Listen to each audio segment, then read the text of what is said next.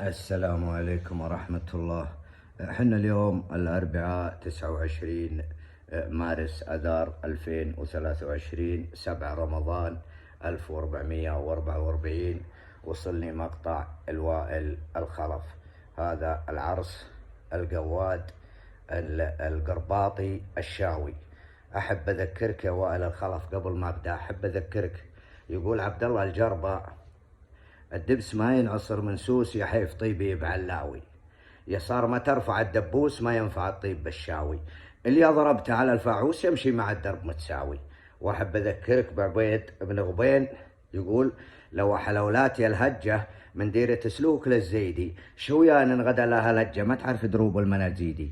انت يا الشاوي يا القرباطي يلي طول عمرك عايش بمخيمات القرباط والنور على طريق حمص ودمشق، وترحل تبدل من طريق حمص ودمشق إلى طريق تدمر السخنة.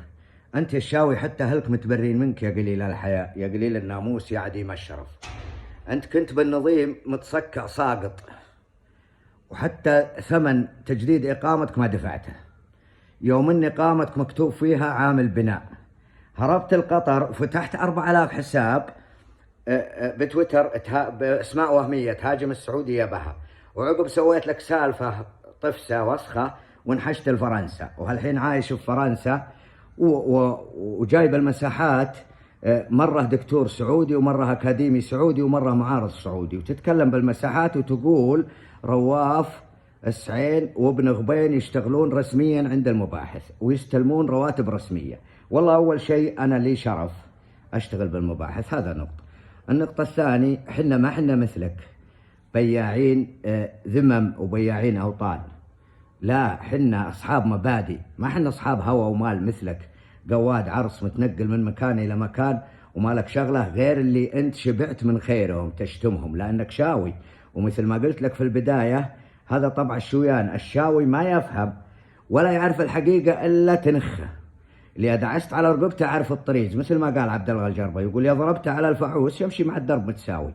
انت ما تمشي مع الدرب اذا ما نخوك الرجاجيل، واذا ما وطوا على راسك وعلى صابرك وحطوا الجزمه في فمك، لانك انت تستاهل الجزمه.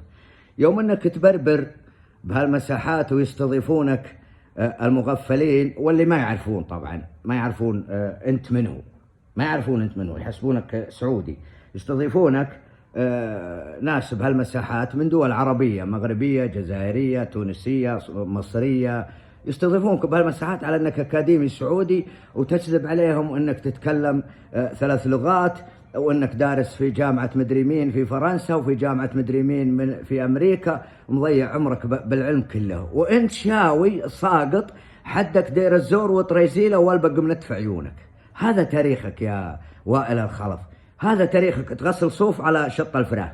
انت تحسبنا ما نعرفك، حنا اللي جايبينك من دير الزور للنظيم وعيشناك، لكن انت ما تستاهل، لا انت ولا اشكالك، كلكم يا الشويان ما تستاهلون، كلكم هذا طبعكم وهذا سلوككم وهذه تربيتكم، تدفلون بالمعون اللي تاكلون به، كلكم هذه طباعكم. ما عاد ما نقدر حنا نربيكم من جديد، صعبه، ما نقدر نعلمكم من جديد. انت حتى الابتدائي ما اخذته يا كلب، يا ابن الكلب، ابتدائي ما عندك، تكذب على الناس بهالمساحات انك اكاديمي سعودي ودكتور سعودي ومعارض سعودي، والقناة العربية مستضيفتك مرة على انك معارض سوري وتتكلم عن الحصار اللي صار في سوريا والقصف اللي صار في سوريا، وبعد هالمدة هذه صدقت نفسك وعشت الدور انك سعودي وتتكلم على الامارات انها غشت السعودية بالدخان من جبل علي وبحليب النيدو. وانت وش دخلك؟ انت حليب النيدو وانت من تلاقيه ببلدك. دير الزور عليك الحسرة، القوطي يا شفته تحبه، قوطي النيدو يا شفته تبوسه، تاخذه من الشارع تحطه معك على الطريزيله عشان تعفطه وتبيعه حديد. انت حتى النيدو عليك بالحسرة والزقاير عليك بالحسرة، انت بعت وطنك بكرز دخان. انت تحسبنا مثلك يا كلب، حنا ما حنا لا مثلك ولا مثل اشكالك، حنا ناس عندنا مبادئ وعندنا بيعة وعندنا احترام لولاة امورنا وعندنا تقدير، وعندنا ما هو انت واشكالك اللي ياثرون علينا. لا وفي ناس يقول لك اسفها الاشكال هذه لا ترد عليهم. لا، السكوت علامة الرضا، واذا سكت انا وانت والثاني والثالث والرابع عن هذا الكلب وامثاله معناته اننا راضين، والرضا قد يمهد لاستقلاله من قبل الاعداء علينا، ووضعه بوظيفة مرموقة والتهيئة الإعلام له والتشهير به وجعله نجم. لا لا لا لا لا لا، الأشكال هذه ادعسوها دعس، لا تسمحون لأحد يتطاول عليكم. هذا وائل الخلف كلب ابن كلب. الحين يوم انه بقطر عنده 4000 حساب يشتم السعودية، الحين هو في فرنسا كم عنده حساب وهمي؟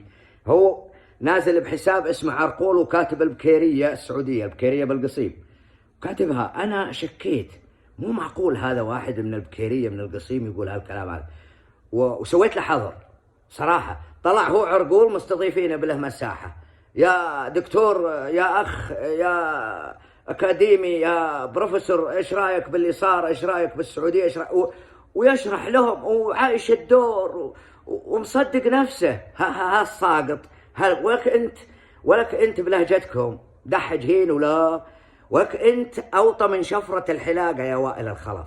انت لا اخلاق ولا دين ولا ملة ولا مذهب ولا شرف ولا مبادئ.